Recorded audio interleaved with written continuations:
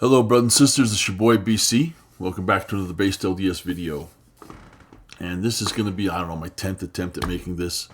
I get some part of the way into the video and I decide I don't like something I just said. And so I stop it and I start again because I don't know how to edit. And I refuse to learn because I'm old and I'm a dinosaur. So this time I'm just going to let it go. What happens, happens. But I'm running out of time to make this video. I have to get to work tonight. There is a channel I love. CWIC Media. Greg Mattson. I watch all of Greg's videos. I largely agree with everything he has to say. I am concerned about how the sick Western culture, it's creeping into the church education. It's creeping into the pulpit and classrooms. And I don't think it's a problem with the brethren, but it is a problem with us as the individual members. Because I don't think we see all that the gospel really has to offer, and I don't believe we fully believe in the atonement. And that includes me, okay? I know my deficiencies, and I know the things I think I need to handle, and I know I need to turn them over to God, and yet, you get the idea. But as of late, Greg has done 4 videos, I think, talking about men and masculinity in the church. I agree with much of his diagnosis. I do not agree with some of the things he talks about doing to fix the problem. Because they're the things that the world does to fix problems. And I think we need a more gospel-centered approach. So please, when I say this is a critique of some of Greg's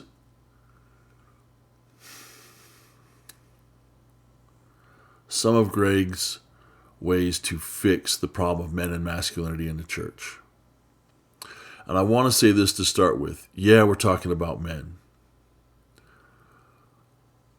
But if you look at his most recent video where he's doing a discussion with, it's part 2 of a discussion with leading saints. And I like leading saints too, but he falls into the same trap that Greg does.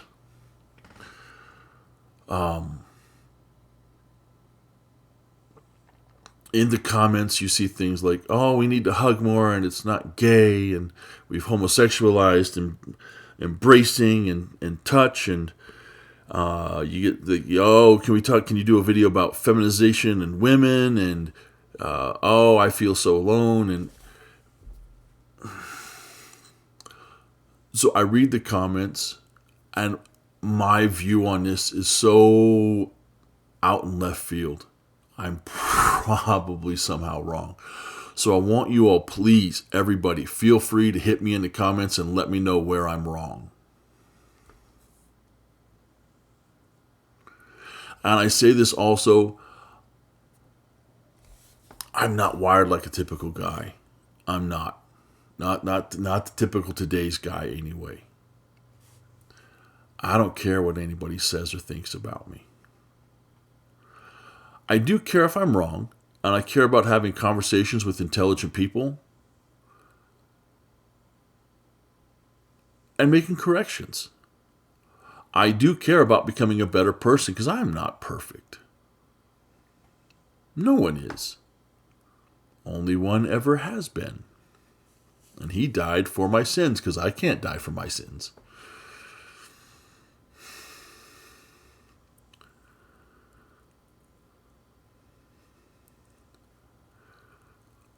But we forget that Christ has paid a price for us. And that when we're faced with the problems that the world has to offer,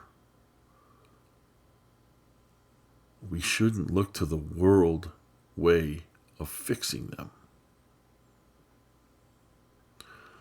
So let's talk about men and masculinity for a moment, shall we? And this might be something I keep coming back to and harping on the same central message. Until someone convinces me I'm wrong. Here's a video that gets me every time. Let me tell you something you already know. The world ain't all sunshine and rainbows.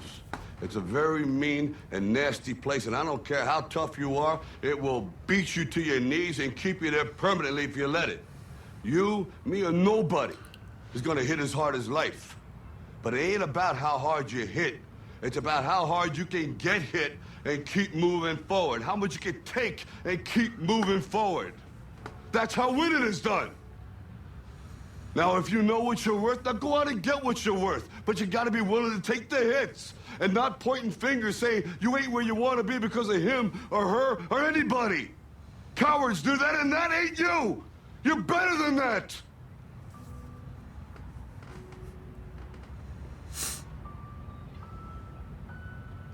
I'm always gonna love you no matter what. No matter what happens. You're my son, you're my blood. You're the best thing in my life. But until you start believing in yourself, you ain't gonna have a life.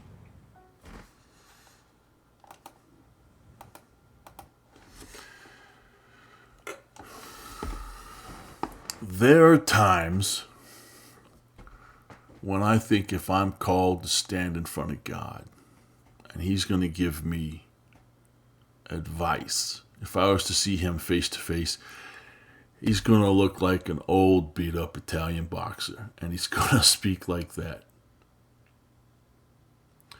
And he's going to remind me that my problems are me.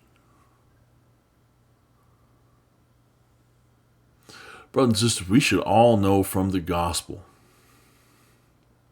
life is designed to be a test. It's designed to hit us. And you have to forgive me. I like these messages. I like these videos. I like this viewpoint because I was a fighter once, or at least I tried to be. I was not a good one. I did not go far. Right? But I knew about getting in the gym. I knew about running. I knew about eating better. I knew about lifting weights and hitting the bag and sparring and rolling. And I knew when I got in the ring, I was going to get hit. And I was not afraid of the hit. Never once feared getting hit. I knew I'd be grappling, maybe somebody pull on an arm or twist an ankle or a foot, stretch a knee, something might snap. I knew it was going to hurt. I was never afraid of the pain.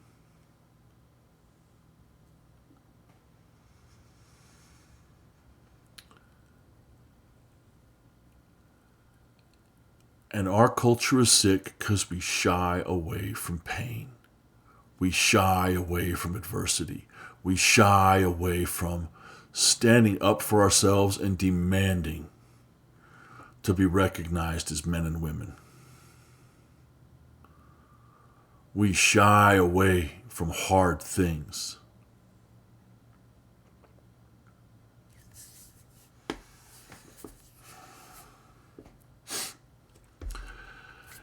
Now, here's my criticism for CWIC and for leading saints, because he's on the show. His last 2 episodes he's been on with Greg, and they're right. Youth are leaving the church. The majority are men. Male. Men go less active while women stay active. Men are dropping out of culture and leaving families.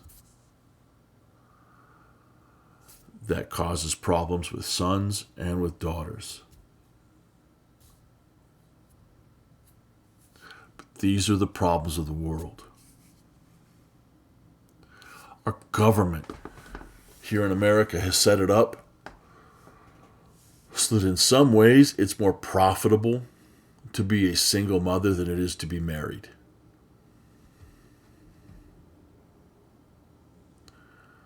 There's a reason for rampant homelessness in certain communities where there did not used to be this problem.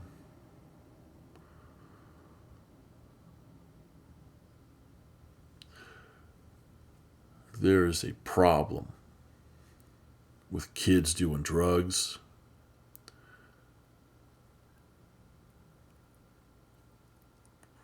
with aimlessness in our youth, with no direction, because men aren't standing up and being men. And we're letting the world tell us what a man should be and perverting the right ways of God.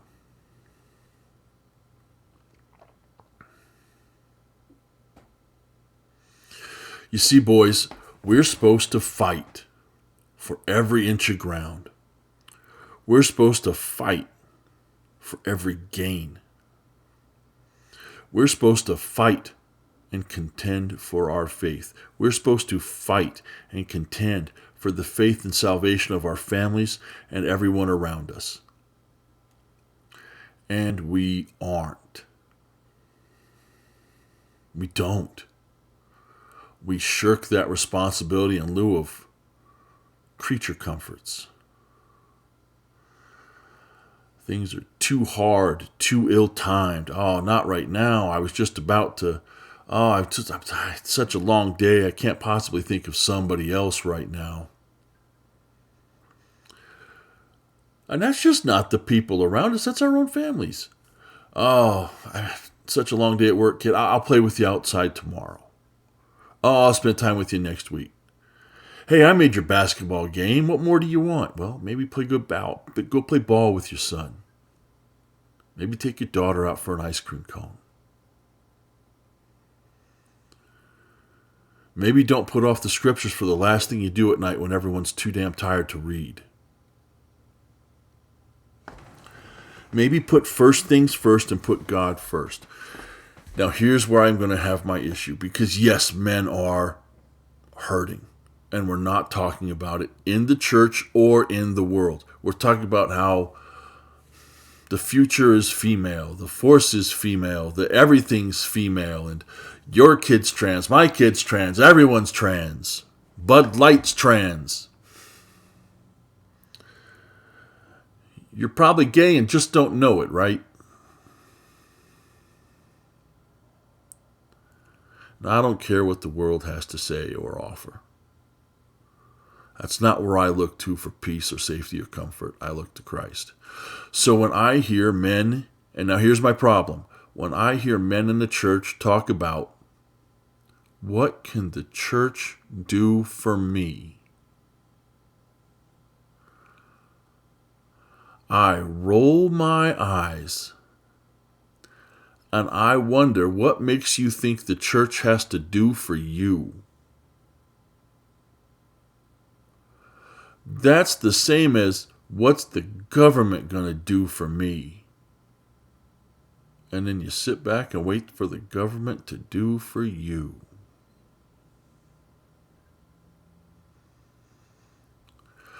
Oh, the church just needs to throw more money at elders' quorum so we can do more stuff. No, they don't. We just need to ask for permission to be men. What the hell you do? What are you talking about, permission to be men?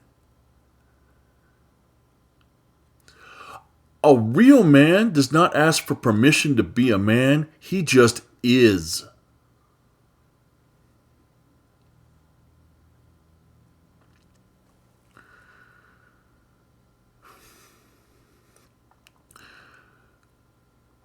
Women are attempting suicide at higher rates than anyone else. Men are killing themselves more effectively than women are because we're actually committing suicide at higher rates. More men are locked up. And of those men, a very high percentage did not have a father in the house. And watch any modern day TV show. And if they make stripper jokes, it's about her having daddy complexes. And there's a reason for that stereotype. Daddy wasn't around or daddy did bad.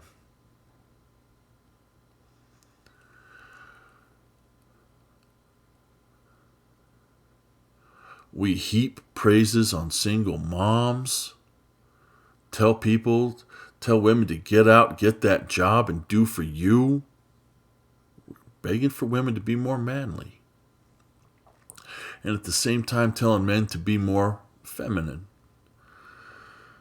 And then we wonder why nobody's happy with what gender they are today. Might be the message that's decades old by now.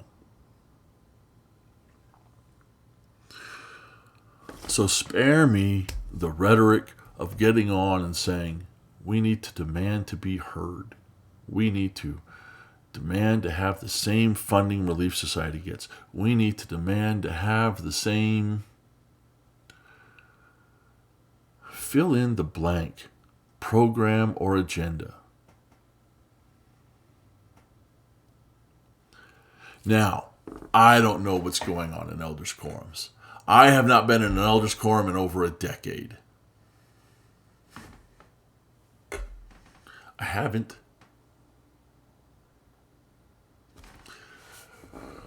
Since my wife and I got married 12 years ago, I have spent 10 years in young men's.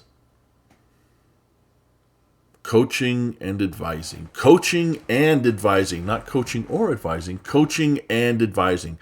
Coaching basketball and advising teachers or deacons, because the bishop is with the priests. And the other 2 years, I was in a ward with, I would call it a slightly older population, and COVID hit and there was no church. I was in the Sunday school presidency at that time. It's the only time I've been away from young men's. I was in Sunday school presidency, and for a couple months I chugged a microphone around, and then COVID hit. And there was no church for a couple years, basically. Or you would go back, but it was every second or third Sunday because large populations, so many old people, maintain spacing. You get the idea.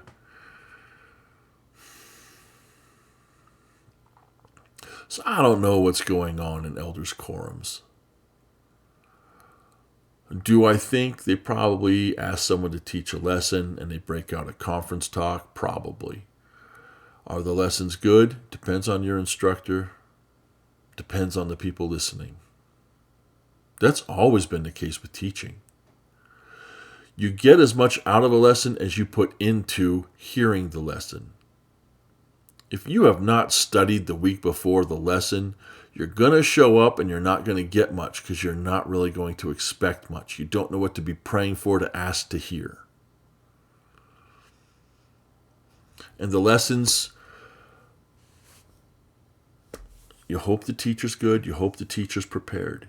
You hope that everyone has been prepared in their readings so that they can come and speak. These lessons are supposed to be set up so that we're sharing testimonies. We're feeling the Spirit. And when we feel that Spirit, we're going to receive promptings on how to act.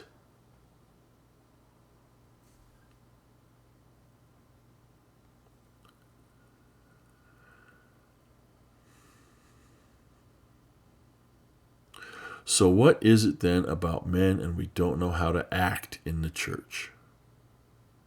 Is that the problem? That might be the problem. How do we act in the church?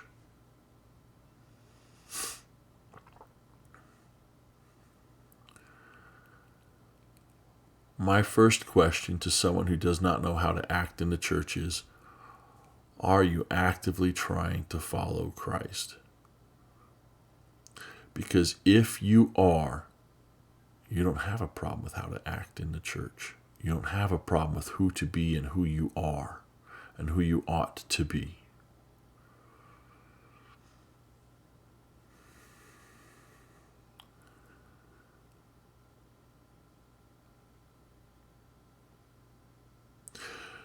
When my wife and I first got married, I was called to be a basketball coach. We moved into a brand new ward, and they called me right away to be a basketball coach. And I went in thinking it was still like it was when I was a kid. You were playing basketball every weekend, and you're out at the park and you're playing ball, or you've done, everybody does, but for the most part, you basically know how to dribble a ball and shoot a basket, and the concept of basketball is in your head, and then you just go out and you put a team together and you coach a little bit, and then you go out and you have fun, you try and win a couple games. And these boys, God bless them, these boys,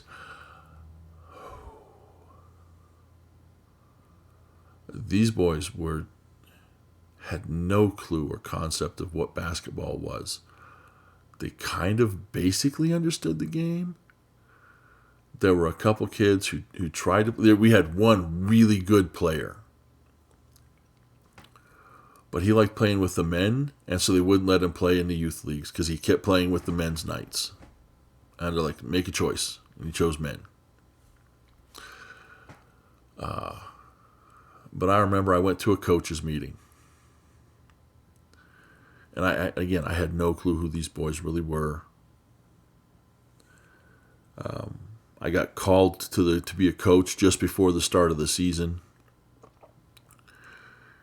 And the other coaches in there were clowning on these boys. Oh, you're the coach of this team? You guys shouldn't even bother to show up. You boys are... And they ran their mouths on these boys. And I did not know these boys well. And I listened to what they had to say. And I took it because what am I going to say?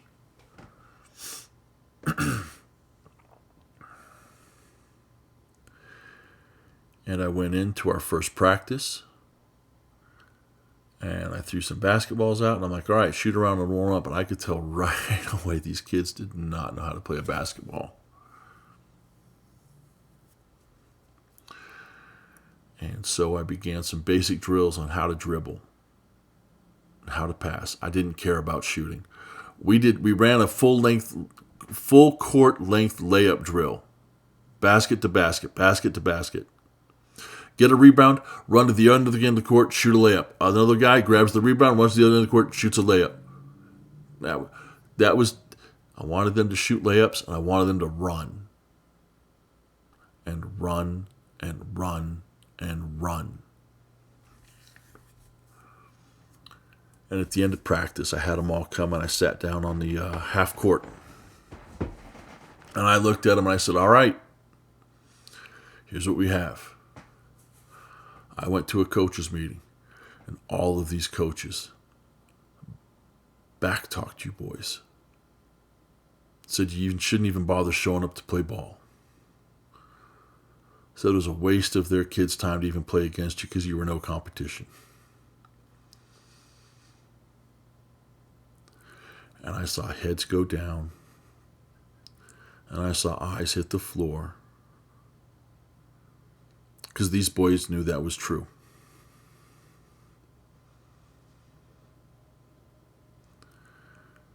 And I think they thought I was going to leave off at that.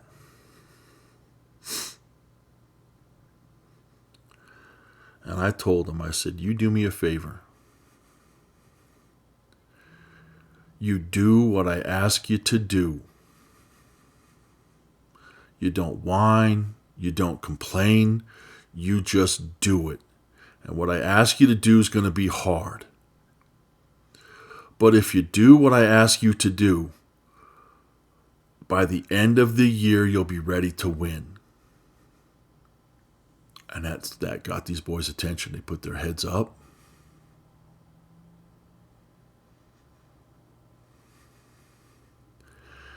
And we practiced twice a week.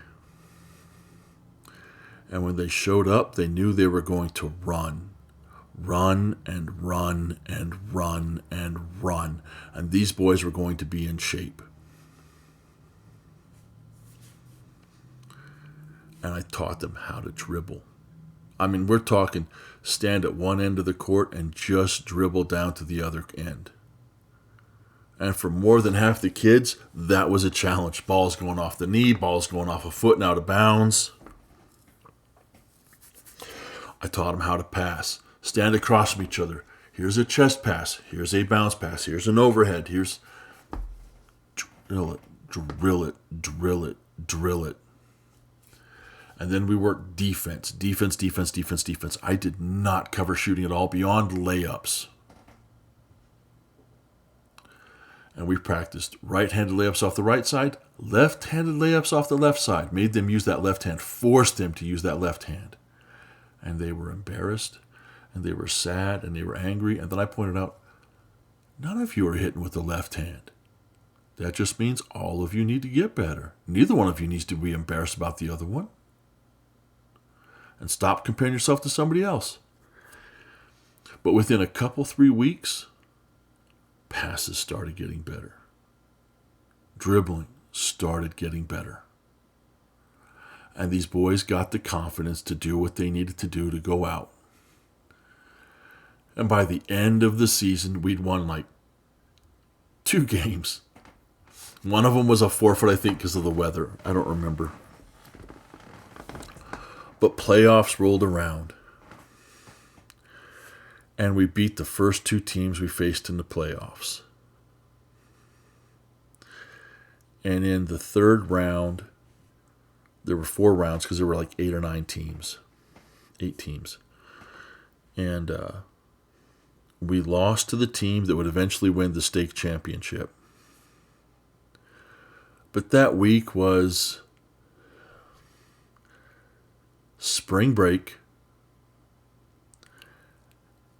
Half our team was gone. 4 boys showed up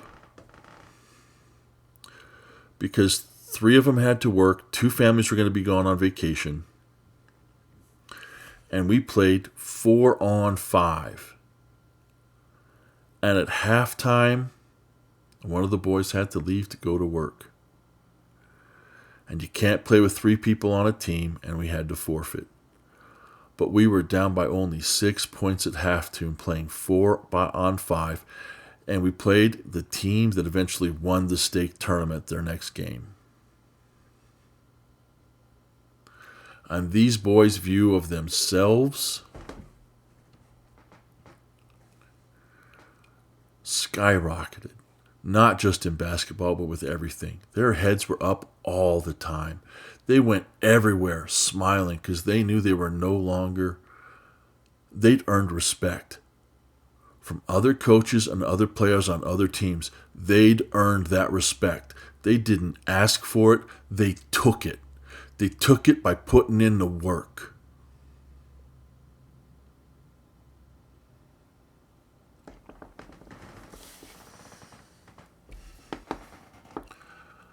I don't know why we're asking for permission to be men. I don't know why we need to feel like we need to go out to shooting ranges and blow stuff up. It's fun. It is. But why do we need permission to go shooting? Why do we need to wait for an activity to go do that stuff? Men, why aren't you out there doing that now? Now, I don't care for shooting. I'm in South Dakota. I'm in the middle of the Black Hills, the heart of the Black Hills. Everybody owns a ranch. Everybody goes hunting and fishing. And I'm the only guy that does not do any of it. Now, I'm interested in it. I've developed an interest in it. I bought a bow. I'm gonna give bow hunting a try, assuming I'm not blind by bow hunting season. Because when I go out and shoot, I'm realizing I need to wear glasses because I can't see where my arrows land like 20 yards away. I'm like, where's my arrow? So I'm gonna have to learn to wear glasses when I shoot, when I hunt, which is embarrassing. See male ego.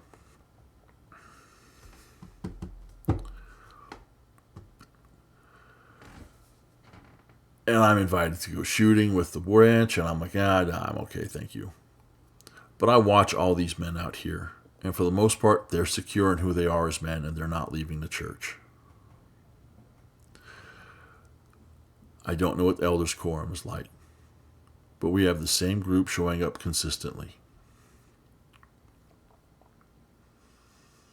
And every branch is that way. Every ward is that way, right? You know who your core, consistent, gonna be there all the time, every time people are. And you know who the ones that are struggling are. You figure it out. And then you try and find ways to touch them and affect their lives and bring them into the church.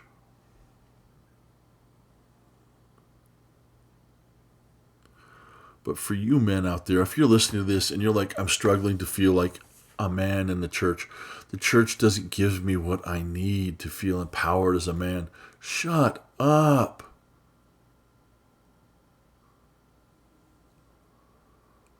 Don't ask for permission because you have it.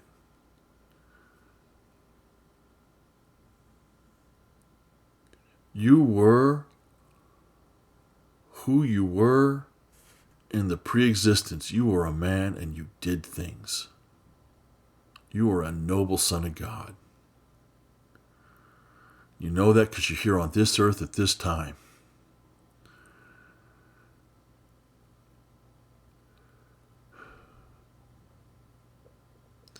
I don't think the church has a masculinity problem. I think the church has a city problem. I think we're too used to being in the cities and having everything done for us. We go work a 9 to 5. And we call our works good.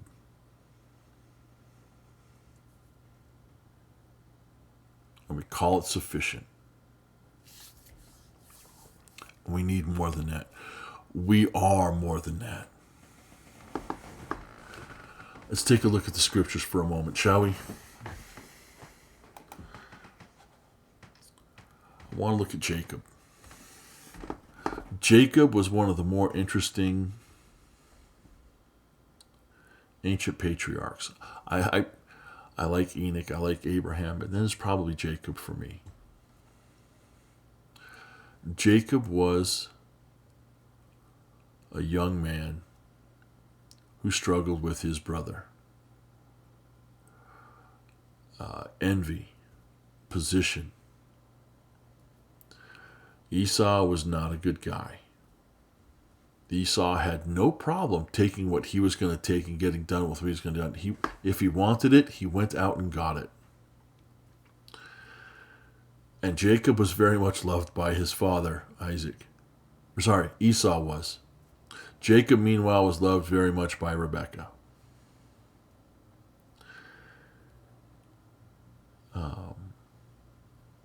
And Jacob, from when you read the scriptures, does not appear to be the most honest, right? Cheats his brother out of his inheritance because of his mother's advice. And when his father dies, his mom's like, your brother's going to kill you, go. And Jacob goes. He doesn't fight for himself. He runs. He goes to his mother's family, meets a young woman, falls in love, agrees to work for her. He's duped. Marries somebody else instead. And then says, well, but this is who I really love, so I'll work for you this time, and then I'll earn that daughter, and it happens. And his father-in-law treats him bad at times, even though he's married to his daughters and should be providing for his daughters. The father-in-law is thinking of himself more. But Jacob is blessed with great blessings. He sees God, he sees angels ascending and descending, and you think of the temple imagery there, you think of all that, and the blessings of Abraham are bestowed upon Jacob at this point in time. And then he goes and he labors and he marries these women and he's earning his fortune. He's building his house. By his house, I mean his legacy. He's securing his inheritance. And then the time comes he has to leave his father-in-law's house and he's going to go home. He's a great and mighty and rich man. And this man is still so afraid of his brother that he divides everything up into smaller companies. One wife here with this stuff, one wife here with this stuff. And hey, we're going to send these gifts up ahead of cattle and goats and sheep and money. And we're going to hope that my brother will take this and that will calm him down and soothe his rage. So Jacob's already a rich and powerful man, and he's blessed, been very blessed. And it's after he's earned all these blessings that this last great blessing comes to him, I think. After he sends gifts off to his brother, hoping that his brother won't kill him while they're still on the journey. Jacob is left alone. I'm assuming he's gone up somewhere to pray. That's why he's alone. And there wrestled a man with him until the breaking of day. And when he saw that he prevailed not against him, he touched the hollow of his thigh, and the hollow of Jacob's thigh was out of joint as he wrestled with him. So Jacob was injured. Jacob's in a fight, and he's injured, and he's wrestling. He's contending. And the angel says, "Let me go, for the day breaketh." And he said, Jacob, I'm assuming, "I will not let thee go, except thou bless me." And he, the man Jacob is wrestling with, said unto him, "What is thy name?" And he said, "Jacob." And he said, "Thy name shall be called no more Jacob, but Israel. For as a prince hast thou power with God and with men, and hast prevailed." Then skip ahead a verse. "And Jacob called the name of the place Peniel. For I have seen God face to face, and my life is preserved." And that's why I think he's wrestling with God here.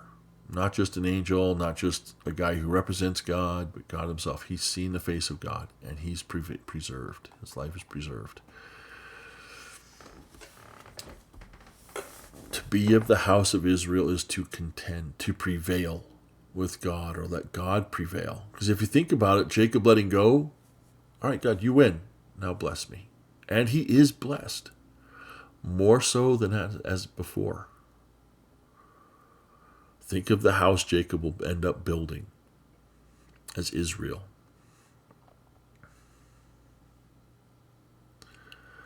Jacob didn't ask for permission. Jacob fought for what he wanted. He fought for what he had. Now, brothers and sisters, I'm not saying we need to go out and get into a fight. But brothers and sisters, we don't sit back and ask permission. We're not supposed to. We're supposed to be actively engaged. We're supposed to be busy in the work. And the work is our salvation and exaltation. I lived in Denver. I was kind of just, I had my job. I came home. I sat down. I did my callings. I moved out here to South Dakota, and these people are so different. And I do believe moving out here saved my life.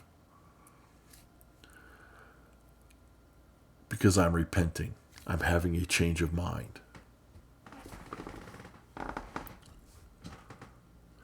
We own a small lot of property inside city limits. We've got a shed on it that's old. And I'm getting out and I'm cleaning it out and I'm making repairs and upgrades, tearing up the roof, going to put on a sunroof, installing windows, things I never would have done had I been in Denver. Because there's no point. I'm not just out mowing my lawn anymore. I'm tending to my property.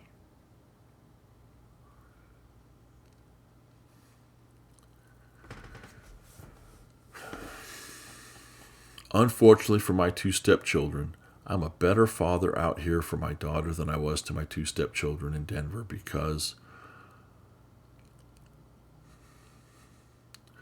we let the world entertain us. I sent my kids off to activities and this and that and sports and this camp and that, and instead of me spending time with them. And my daughter, the only thing she's got going for her is soccer. She's forced to spend more time with us. And I think it's doing her good. I wish that I hadn't been just so quick to sign the kids up for things and send them off, just to keep them busy and learn a skill. Those are good things, but they cannot be the thing.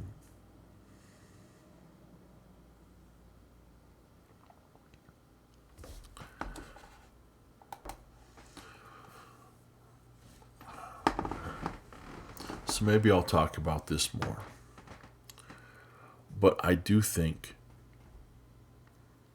I'm built a little bit differently than some men, because I have never cared what the world thought of me.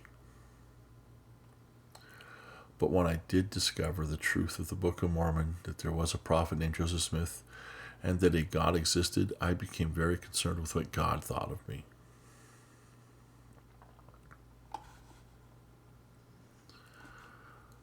What does God think of me? That's what I care about. And I've learned a lot from literature, history, and in some cases movies. Lessons that I need to hear and I need to be reminded of, but they're things that work for me and not for everybody else necessarily.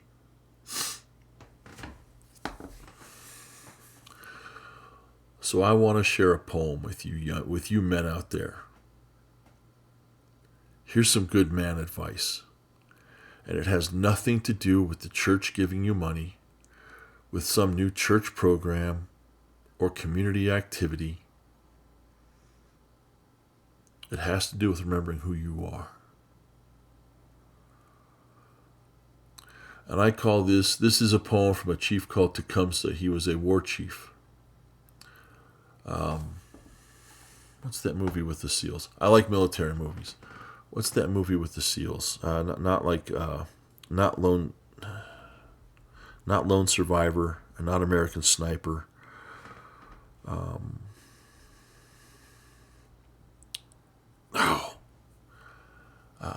But they refer back to this poem quite often. And there's a lot in literature we need to refer to remind us who we are as men. But I want to finish off with this poem from Chief Tecumseh. And I really, if there was another way of reiterating the Sermon on the Mount and the Beatitudes, it's in this poem. And there you go, brothers and sisters. Read the Beatitudes and the Sermon on the Mount. There's a reason the Sermon on the Mount was basically given twice. Once to the Jews in Israel, once to the surviving Nephite and Lamanites in the Americas. And I think if Christ visited anyone else, he's going to give that same speech to them. That is a roadmap for how to live your life. That is a guide. And I think this has echoes of it. So it's just 2.5 minutes long. I hope you like.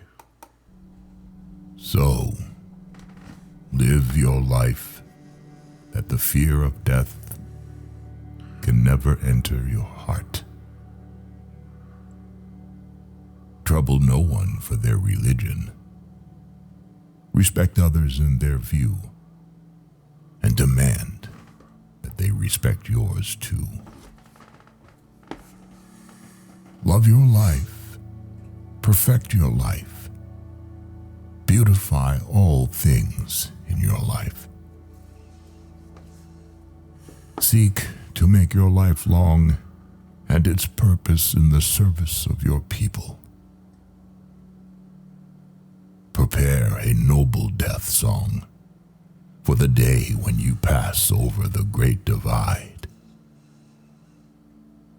Always give a word or a sign of salute when meeting or passing a friend, even a stranger, when in a lonely place.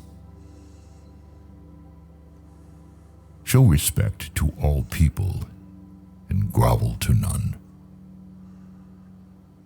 When you arise in the morning, give thanks for food and the joy of living. If you see no reason to give thanks, the blame lies only on yourself. Abuse no one and no thing, for abuse turns the wise into fools and robs the spirit of its vision. When it comes your time to die, be not like those whose hearts are filled with the fear of death,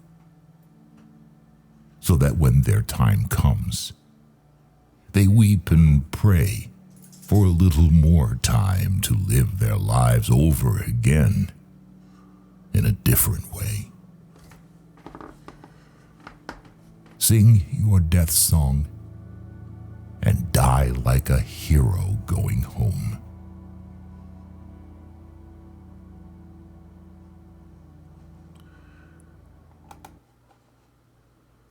That's it. Thank you. And I hope this message works for you. I hope you get something from this. And I hope you'll respond and let me know what you think or what works for you. Let's build a community and a church worth saving. Let's build a community full of faith in Christ. And let's stop asking for money and for programs and look for revelation. Look for revelation for yourself and your quorums and your families. God bless. Peace out.